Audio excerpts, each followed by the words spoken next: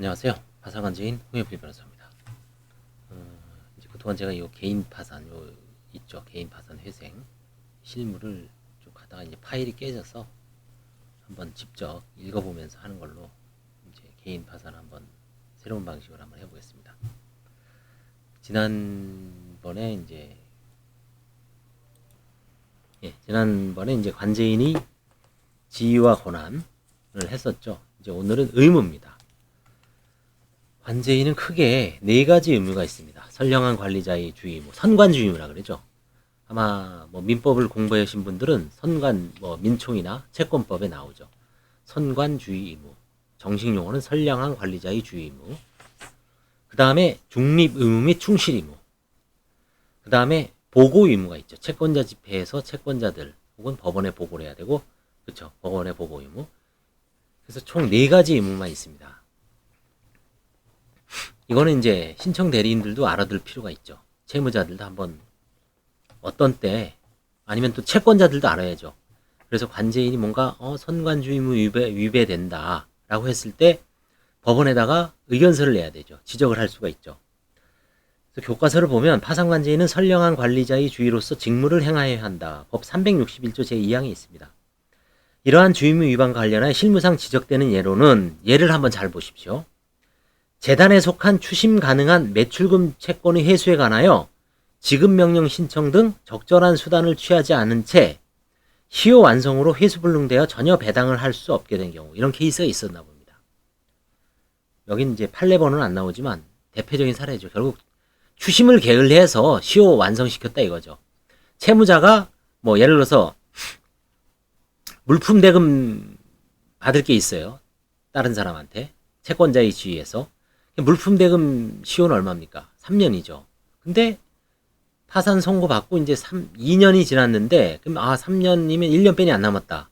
부지런히 물품 대금을 주시오라고 지급명령을 날리든지 아니면 소송을 하든지 시효를 중단시켜야 되죠. 판결 청구를 하면 시효가 중단되죠. 근데 그냥 바빠서 아니면 깜빡해서 보니까 그 사람이 그게 물품 대금을 100% 받을 가능성이 있는 튼실한 회사였다든지 아니면 공공기관이었다든지, 공공기관일 수도 있잖아요. 서울시에다 무슨 물건을 납품했는데 서울시가 부도날 일이 없죠. 그렇죠? 그래서 그런 경우에 이제 관제인이 선관주의 위반으로 그 물품 대금 상당만큼 손해배상을 해줄 가능성도 있습니다. 그 다음에 이제 부인권의 유무에 관한 조사 및 그 행사를 게을리하거나 역으로 승소 또는 회수 가능성이 없음에도 명백함에도 부인권을 행사한 경우, 이런 경우는 사실은 관제인을 명확하지가 않죠. 100% 승소를 장담할 수도 없고, 그 다음에 회수 가능성이 있는데도 괜히 쓸데없이 소송을 해서 소송 비용 무릎. 저도 벌써 작년도 아니에요. 재작년에 어떤 분이 이제 근저당을 설정해 줬어요. 파산 직전에 1억 원을. 그래서 이제 이건 부인권 행사를 했죠. 1억 부당이득 반환으로. 그랬더니 상대방도 이제 변호사 선임하고 자기는 선이다 하고 극렬하게 다투는 겁니다. 증인도 세우고 근데 관제인 입장에서 뻔한 거 아니야. 한 달 12월 달에 설정해주고 1월 달에 파산 들어왔으면, 더군다나 그 사람은 자기의 어떤 오랫동안 절친한 관계에 있는 거래처였다. 그러면 그 사람한테만 이렇게 특혜를 줄 거죠. 팔이 안으로 굽는다고. 근데 결국은 증인하고 변호사 선임해서 이것저것 하다가 증인신문 공방하다 졌어요. 사행위는 맞는데 상대방이 선의이다. 선이다. 그래서 부인권 행사를 하는 건 정당하지만 상대방이 선이다. 그러니까 결국은 관제인도 잘못은 없었죠. 부인권 행사에 해당된다. 다만 상대방이 선이니까 결국은 이제 진 거죠. 그런 케이스가 있습니다. 그래서 변호사 비용 한 700만 원인가 물어줬습니다. 다행히 다른 재단이 형성돼서 한 1억 원 정도가 있었길래 망정이지. 물론 없으면은 재단 채권이 파산 재단이 제로면은 관제인 개인 돈을 물어주는 건 아닙니다. 그런 경우에 그냥 상대방이 손해를 보고 마는 거죠. 이런 경우 저도 지금 부인권 행사를 2개를 하고 있는데 하나는 좀 애매합니다. 조카한테 부동산을 넘겼는데 뭐라고 주장하냐면 그거 원래 조카가 다 산 거다. 간혹 그런 게 있습니다. 명의신탁의 항변을 하는 거죠. 그게 만약에 입증되면 관제인이 집니다. 과거에 저도 한번 해본 적이 있어요. 일부는 화해로 끝났고 인정해서. 그래서 지금도 그런 항변을 하는데 대신 뭐 증거 같은 경우는 명확하게 내는 게 아니에요. 그냥 말뿐이죠. 그리고 이런 경우는 이제 조카를 상대로 부동산 원상회복, 그렇죠? 적절하게 좀 뭐 타협을 하면 되는데 말 안 들어요, 그렇죠? 요즘. 그다음에 하나는 조카가 망인의 상속재산 파산인데 망인의 그 부동산을 조카가 2억 6천짜리를 2억에 매각을 해간 거예요. 6천만 원 부당이득이죠. 그리고 대출금을 다 현찰로 뺐어요. 죽기 전에. 죽기 벌써 한 달 전에. 뭔가 좀 이상하죠, 사실은. 그래서 2억을 청구했는데 이게 지금 이제 큰 사건이죠, 둘 다. 뭐 만약에 승소하면은 2억, 하나는 몇 천만 원이 왔다 갔다 하는 거기 때문에 이것도 사실 그냥 그러니까 넘어갈 수가 없어요. 이거 왜냐면 관제인이 선관주의이기 때문에 그런 겁니다. 그 다음에 이제 법원이 허가를 요하는 경우에 그 허가를 받지 않고 행위를 한 경우 이것도 참 신경 쓰여요. 사실 그 채무자회생법에 다 있죠. 허가를 얻어야 될 사항 열 몇 가지가 있습니다. 예를 들어서 저번에 이런 것 때문에 부인이 청구에 대해서는 허가를 얻느냐 안 얻느냐는 이제 견해 대립이 있죠. 통상 이제 얻지 않아도 된다. 가압류도 마찬가지입니다. 얻지 않고 할 수도 있죠. 보전 처분이니까. 이런 건 어떨까요? 제가 얼마 전에 한 거 삼성증권에서 주식 처분. 망인 명의 상속재산 파산입니다. 망인 명의로 주식이 있어요.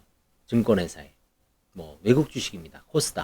나스닥. 그 다음에 뉴욕 증권거래소. 뭐 몇백 달러, 뭐 억이 넘어요. 8만 7천 불 정도 돼요. 팔아보니까. 그런 경우에도 허가를 받았습니다. 그러니까 다 허가를 받아야 되죠. 근데 그 허가 안 받고 해도 뭐 큰 문제는 없는 것 같아요. 뭐 차량 매각 다 허가 받아야 됩니다. 그 다음에 채무자가 강력하게 이의를 진술하여 그 존재에 의심이 가는 채권에 관하여 충분히 조사하지 않고 채권을 시인한 경우. 그죠? 채권 시부인 과정에서 다른 채권자가 관제인이 시인한 채권이 이게 짜고 치는 가라 채권이다. 이런 경우는 또 관제인이 귀찮습니다. 만약에 이의를 하면 관제인이 채권 조사 확정 재판을 해야 돼요. 저도 옛날에 기억이 나요. 개인 채권자 3명이 와서 한 사람이 저 두 사람 거는 하나는 지급 명령, 하나는 판결이었습니다. 가라다 저거는 짜고 친 거다. 그럼 어떻게 해야 되냐면 재심을 해야 돼요. 하나는 청구 이의소를 해야 되고 얼마나 힘들어요, 그렇죠? 그래서 재심은 뭐 불가능해서 안 했는데 청구 이의소는 했습니다, 결국. 그렇죠? 그 소송 안 하고 내가 그냥 편하게 하려고 그냥 시인 채무자만 믿고 시인했다가 다른 채권자가 이거 좀 관제인 이거 좀 뭔가 이상하다 법정에 와서 하거나 아니면 나중에 이 성관주의입니다 해갖고 관제인 어필할 수도 있고 소송할 수도 있습니다. 요즘 뭐 대통령도 소송 당하는 사회에 그쵸? 뭐 관제인 일개 관제인이 무슨 뭐 힘이 있어요, 그쵸? 아주 철저하게 해야 돼요. 자, 그 다음에 하자 있는 배당표를 작성하여 파산 채권자에게 손해를 가한 경우. 그래서 그렇죠. 배당표 작성 간혹 또 우리 이제 경정으로 처리하는데 이거 채권자들이 잘 몰라서 그렇지 배당표 잘못 짜는 경우도 있을 수가 있습니다. 그 다음에 일부 채권자를 위법하게 배당에서 제외한 경우 여기 있는 위법 배당 그렇죠? 사례가 있습니다. 이게 지금 신판 요 책 있죠, 요 오른쪽에 있는 이 6판 141페이지를 제가 지금 하고 있어요. 이 책을 읽으면서 제가 이제 옛날에 했던 사례를 떠올리면서 이제 얘기를 하고 있습니다. 그게 이제 도움이 될 거예요, 그렇죠? 당구선이 책만 읽다 보면 어차피 저는 이제 경험이 있으니까 이걸 딱 보고 교과서를 보면서 이제 경험적인 얘기를 하는 거예요. 그래서 이제 듣기만 하셔도 무슨 얘기 떠드는지 알 겁니다. 교과서 백날 읽어봐야 뭐 필요 없죠, 그렇죠? 일부 채권자를 위법하게 배당해서 제외한 경우 이거 간혹 있습니다. 관제인들 그래서 손해배상 해줘야 될 상황이 생기는 경우를 제가 상담도 좀 해봤어요. 채권 조사를 제대로 못해서 누락시킨 거죠. 그렇죠? 몇백만 원이면 상관없는데 뭐 몇천만 원 되는 경우도 있습니다. 조심해야 돼요. 재단 채권인 조세 채권에 관해 교부 청구가 있는데도 이를 무시하고 파산 채권자에게 배당 후 파산 절차를 종결한 경우, 그렇죠? 이거는 국가나 지방자치단체 4대 보험공단에선 절대로 몰라요. 얘네들은 관심이 없어요. 누가 따지냐면 채무자가 와서 따져요. 재단 채권 제대로 조사 안 하고 해줬는데 나중에 채무자가 어서 이제 듣고 야 그거 관제인이 너 거 먼저 변제를 해주고 그럼 너 돈 4대 보험 그 다음에 국세 지방세 체납 다 해결됐는데 그 관제인이 잘못한 거다. 그럼 듣고 와서 관제인 와서 따지죠. 아이 변호사님 관제인님 이거 왜 제대로 조사 안 했습니까? 보니까 그게 1,000만 원 2천만 원이야. 2, 3천만 원이야. 2, 3천만 원은 이제 채권자들한테 간 거죠. 다른 그 금융기관이나 뭐 이런. 그럼 어떻게 해야 되냐면 죄송합니다 하고 내가 돈 많으면 내 돈으로 꼬라박아야 돼요. 대신 내줘야죠. 근데 그런 관제인도 있겠지만 대부분 이미 배당을 마친 채권자들한테 전화를 다 돌려야죠. 죄송합니다. 좀 돌려주십시오. 이거 잘못 배당을 한 겁니다. 그러면 기관들은 대부분 돌려줘요. 개인들은 안 돌려주지만 그렇게 해서 해결한 변호사님도 있습니다. 그 다음에 의심 있는 재단 채권을 부인하지 않고 변제한 경우. 재단 채권 진짜 중요합니다. 보조인. 그래서 저는 저희 사무실은 그 공문을 보내지는 않고요. 시간이 너무 걸려요. 어떻게 했냐면 채무자한테 다 직접 발로 뛰어서 4대 보험공단 가봐라. 지금 4대 보험공단은 건강보험공단에서 다 수령하죠. 건강보험공단에 가면 4대 보험이 쫙 나옵니다. 체납 내역이. 근데 체납 내역도 파산 선고 당시까지의 체납 내역만 재단 채권입니다. 근데 깜빡하고 선고 이후에 환가를 하다 보면 길어지죠. 1월달까지만 계산해서 내야 되는데 6월달까지 계산해서 냈어요. 그럼 그거를 채권자 일반 그 내는 바람에 채권자들이 한 푼 못 받아갔어. 그럴 때는 이제 어필을 할 수가 있죠. 파산재단에 재단 채권을 변제하기에 충분한 금원이 있음에도 조세나 공과금을 제때 납부하지 않아야 가산세 등을 부과한 경우. 이거는 벌써 옛날 2014년대 대법원 판례 나왔죠. 근로자 임금, 지연손해금까지 다 물어내야 된다. 관제인이. 재단 채권이다. 그렇죠? 관제인이 행위로 인한 재단 채권. 그렇죠? 이거 재단 채권 광주지방법원 대법원 판례. 아주 유명한 판례죠. 전원합의체. 마찬가지죠. 조세나 공과금을 제때 내야 됩니다. 개인 파산에서는 이런 경우는 드뭅니다. 뭐 가산금까지 나올 정도는 없으니까. 자, 그 다음에 채무자의 자유재산을 처분한 경우. 이거 채무자의 자유재산을 처분한 경우. 제가 오늘 그 상담 받은 것 중에 자유재산. 이게 자유재산인가 아닌가에 좀 문제가 되는 사건이 있습니다. 뭐냐면 코로나 파산 선고 후에 이 사람이 코로나로 망했어요. PC방 하다가. 근데 그래서 이제 회생 들어왔다가 파산 선고를 받았어요. 근데 지금 이제 정부에서 코로나 보상금 지연, 코로나 손해배상금 아니면 손실보상금 지급한다고 해서 돈을 뭐 주는데 얼마 줄지 모릅니다. 근데 파산은 이미 4월 달에 받았어요. 근데 그게 이제 언제 나올지 몰라요. 뭐 5월 달에 나올지 6월 달에 나올지 이제 중소기업청하고 소상공인진흥연합회 뭐 이런 데서 이제 정부 예산으로 해주려고 그래요. 근데 그게 과연 파산 재단이냐 자유재산이냐. 저는 자유재산 같기도 해요. 파산 선고 이후에 취득한 신득재산이잖아요. 근데 관제인은 그거 보상 신청을 한 거를 파산재단에 편입을 해라. 그래서 이 사람이 그냥 뭐 파산재단에 편입을 했는데 이 사람이 나중에 아이씨 이거 자유재산이야. 근데 관제인이 오이씨 그냥 그 파산재단에 넣으라 그래서 나는 그때 깜빡하고 넣었어. 이런 거 어필할 수 있죠. 그렇죠? 요즘은. 여기도 나오네. 채무자의 자유재산을 처분한 경우. 자유재산을 처분한 경우죠. 오늘 볼 수도 있죠. 그렇죠? 그 다음에 환치권, 별채권이 목적물을 손상한 경우. 환치권의 목적물이 대표적인 게 뭡니까? 리스 같은 경우 있죠. 리스. 리스는 물론 이제 뭐 담보권으로 보기도 하는데, 하여튼 환치권, 별채권의 목적을 관제인이 손상한 경우가 뭐 있을 수가 있죠. 제대로 관리 못해서. 옛날에 대표적인 게 직조회사 있죠. 텍스타일. 이런 데서 뭐냐면 섬유, 텍스타일, 직조공장 이런 데서 그 텍스타일이 전부 저겁니다. 리스. 그런 경우에 이제 막 그 파산관제인이 제대로 관리 못해갖고 나중에 문제 삼을 수도 있을 것 같아요. 그 다음에 명백히 위법한 조세 부과처분에 대해 불복 절차를 게을리한 경우. 세금 나왔는데 좀 애매해. 이거 맞는 것 같아. 근데 부가가치세. 근데 이거 이러면 사실 관제인이 뭐 부가가 조세 전문가도 돼야죠. 그렇죠. 그 불복 절차, 이의 신청, 조세 심판, 행정 심판 뭐 두 가지가 돼 있죠. 이원화가 돼 있죠. 국세 심사 청구, 심판 청구. 아무튼 조세 부과 처분에 대해 불복 절차를 게을리한 경우. 제 과거 경험에 보면 이런 경우가 있을 것 같아요. 이제 무슨 얘기냐면 채무자가 20대 때 아버지의 바지를 샀습니다. 바지로 영업을 했어요. 그래서 세금이 뭐 한 5천만 원이 두드려 맞았어요.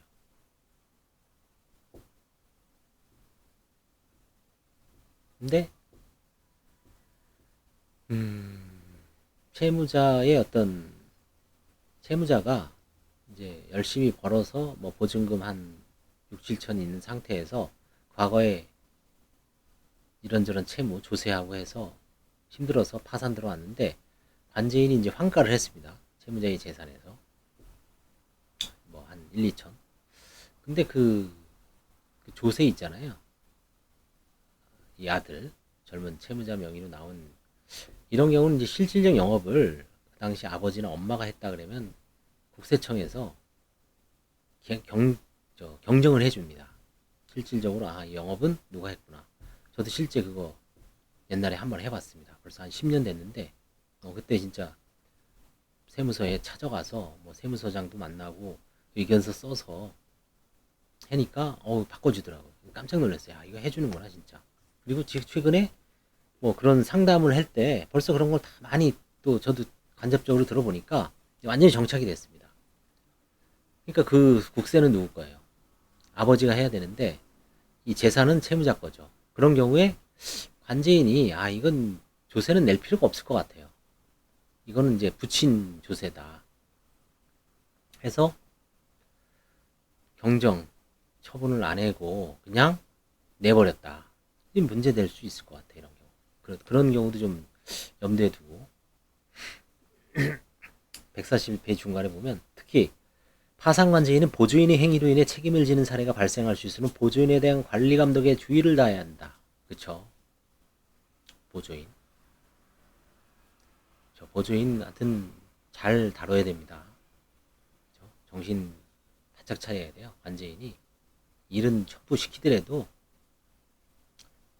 저도 이제 최근에 무슨 일이 있었냐면 보조인이 헷갈릴 수 있어요. 상속재산 파산이 있는데 차량을 환가를 해야 돼. 이제 250에 계약을 했어요. 그럼 50만 원을 이제 계약금으로 받고 200만 원은 나중에 판사가 허가할 때 이제 돈 들어오는데 50만 원은 관제인 제 업무용 통장으로 받으면 안 됩니다. 원칙적으로. 뭘로 받아야 되냐면 그 곡가물 보관 통장 있죠? 곡가물 보관 계좌. 그게 이제 채무자 홍길동의 파산관제인 변호사 홍연필 이렇게 채무자 이름하고 관제인 이름하고 같이 들어갑니다. 근데 그거를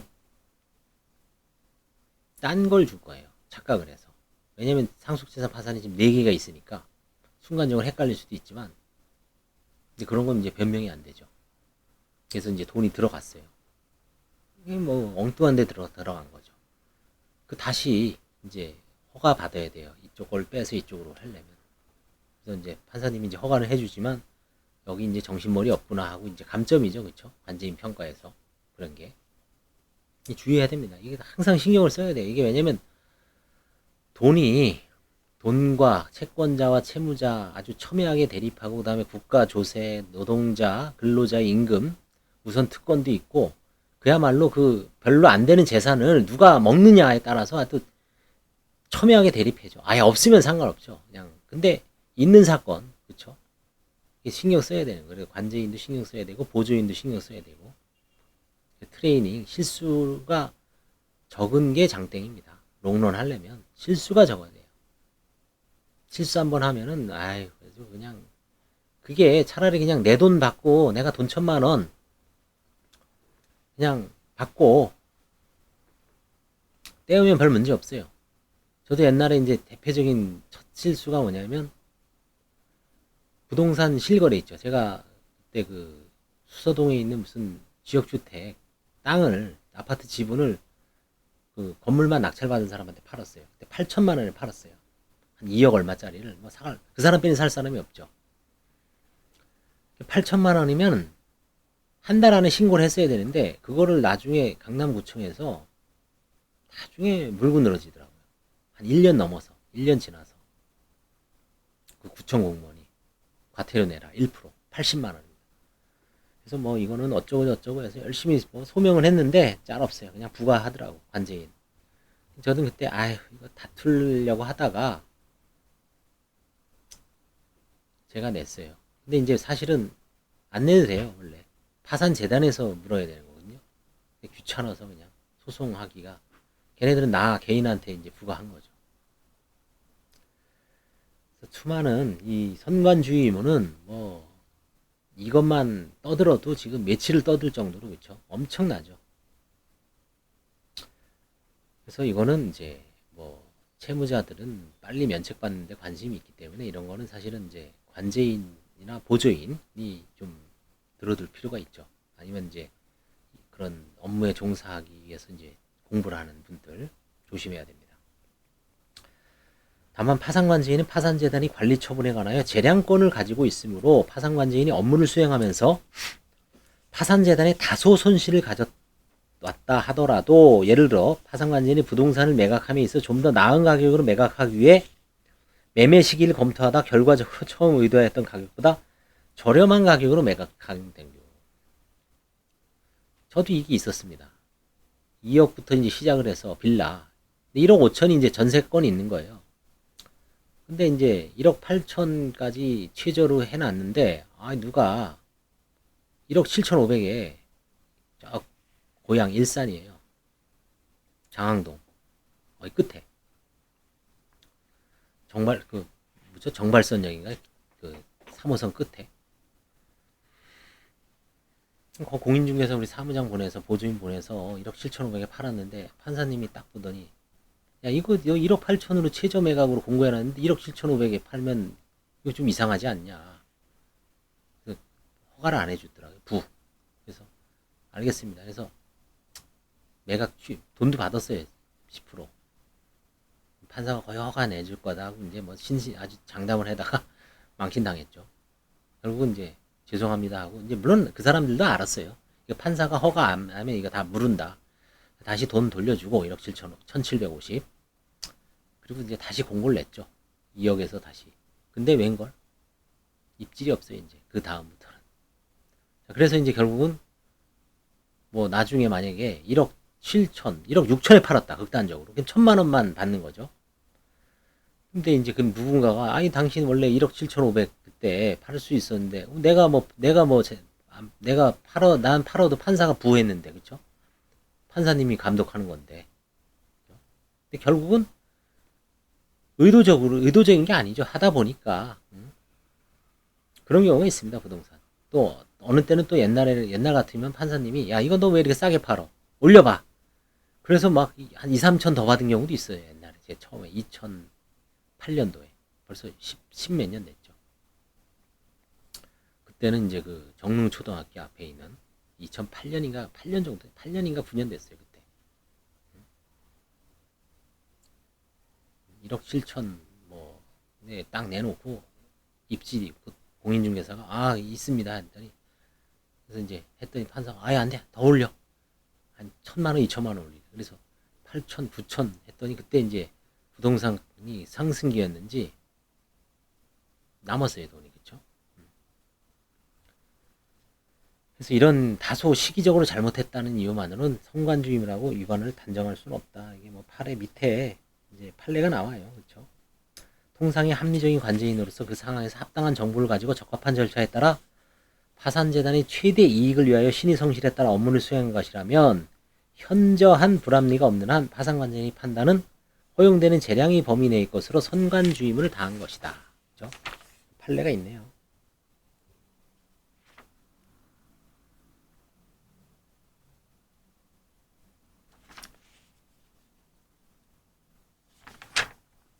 그 다음에 중립의무 및 충실의무가 있습니다.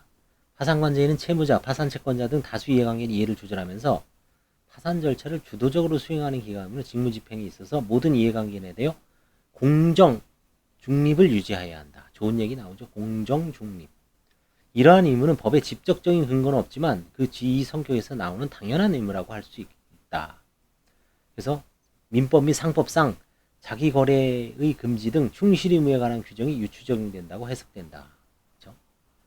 이런 건 이제 조심해야 됩니다. 파산관제인이 뭐 직원이 아는 사람 통해서 이런 거 판사님이 모를 것 같지만 다 이렇게 봐서 특정 어떤 직원이 이름이 여러 번 보인다 그러면 이거 뭔가 좀 있다. 그렇죠?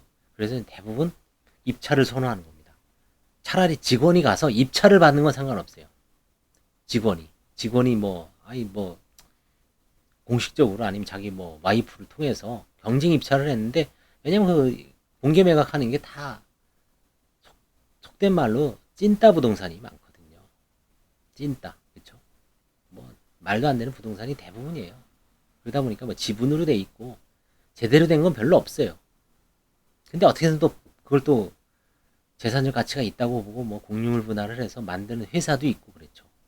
그걸 또 이제 싸게 사서 뭔가 재산을 불리는 재테크하는 친구들이 많습니다. 그런 거.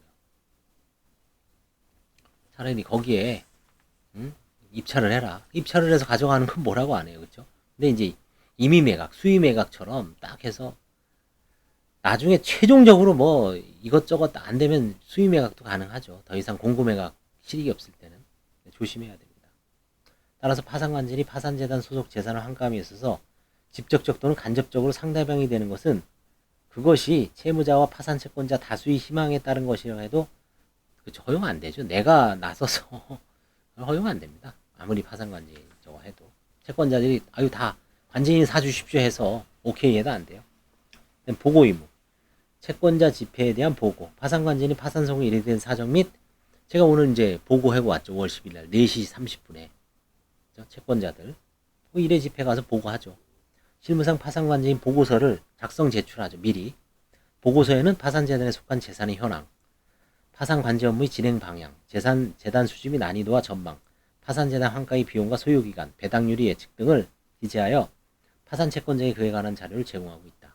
이제 열람 등사하면 되죠.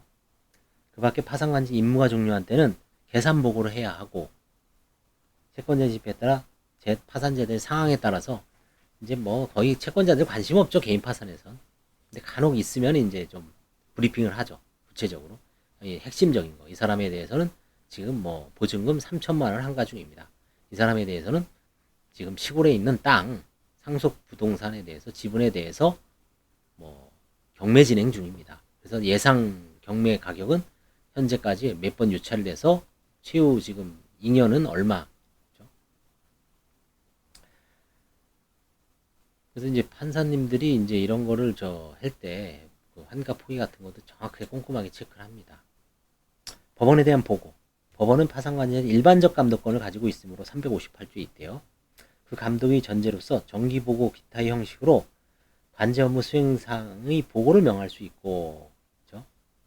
개인 파산은 이제 뭐 1년에 상반기 하반기에 전체 사건에 대해서 이제 모든 현황, 뭐 배당 사건, 그 다음에 환가 보수 얼마 받았고, 그 다음에 배당률 이런 거 다 기재해갖고 4월 30일, 10월 30일 상반기 하반기 나눠서 다 보고합니다. 그래서 이제 그거를 전체적으로 관제인 48명에 대해서 이제 그거를 딱 보면은 전체적으로 이제 누가 얼마만큼 보수를 타가고 누가 더 환가를 하고 뭐 이런 거를 속속들이 엑셀로 다 돌리면 다 파악을 할 수가 있죠. 서울회생법원에서는 개인 파산관제인에게 그쵸 6개월마다 그쵸 이거죠. 선임 사건 수 그쵸 뭐 190건 받았습니다. 그 중에 뭐 면책으로 종료된 건 얼마고 환가 사건은 얼마고 환가 사건 중에 재단 채권 변제한 건 얼마고 채권자들한테 나눠준 건 얼마고 뭐 이런 걸 다 보고를 해야 됩니다. 업무 현황 보고서 엑셀로 딱 짜갖고 표지까지 만들어서 6개월마다 제출하고 있습니다. 의무 위반에 대한 효과 파산관지인이 이 의무를 위반해 선관주 의무 위반, 중립 및 보고 의무 위반, 충실 의무 위반 게을리하면 해임 사유가 되고 364조이랑 의무 위반으로 인한 이해관계인에게 손해를 가한 경우 손해배상 책임을 지죠. 361조 제2항. 파산관지인이 의무 위반으로 인한 손해배상 채권은 재단 채권이므로 파산재단도 손해배상 책임을 지고 파산관제인 개인이 손해배상 책임과 파산재단의 손해배상 책임은 부진정 연대채무의 관계에 있다.